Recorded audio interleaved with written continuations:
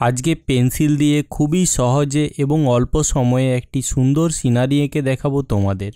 Drawing করার আগে আমরা পেজটাতে 4 সাইডে বর্ডার দিয়ে দেব।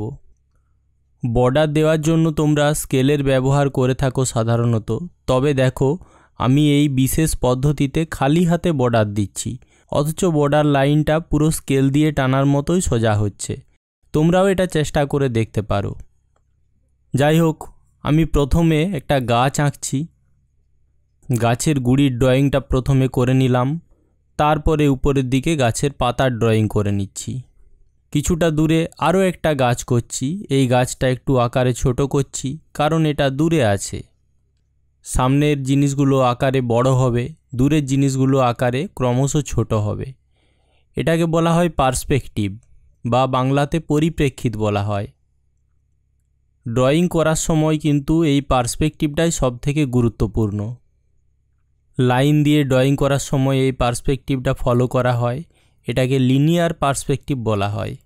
তোমরা পুরো ছবিটা যদি ভালোভাবে খেয়াল করো তাহলে দেখতে পাবে সামনের দিকের জিনিসগুলো আমি বড় বড় আকারে রাখছি এবং দূরের দিকেরগুলো ছোট ছোট আঁকছি।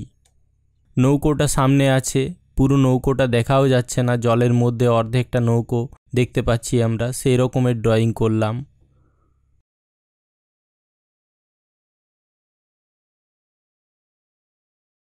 জলের ওই দিকে আরেকটা পাড় ড্রয়িং করে দিচ্ছি, মাটির পাড়। এটা মাটিটা কিছুটা উঁচু, তাই এরকম লাইন দিয়ে সেই উঁচুটা বুঝিয়ে দেওয়া হচ্ছে।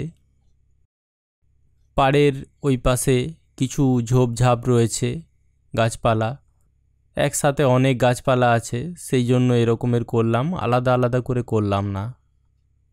এটা একেবারে জলের শেষ প্রান্ত যে দিকটা, সেখানের লাইন। সেটার ওই পারে কিছু ছোট ছোট ঝোপঝাপ করে দিচ্ছি। মানে এগুলো ছোট নয়, দূরে আছে বলে দেখতে ছোট লাগছে। আর সব থেকে শেষে একটা পাহাড় করে দিলাম, তাহলে হয়ে গেল আমার সিনারি আঁকা। তোমরাও এবার দেখে দেখে এরকমের একটা সিনারি এঁকে ফেলো।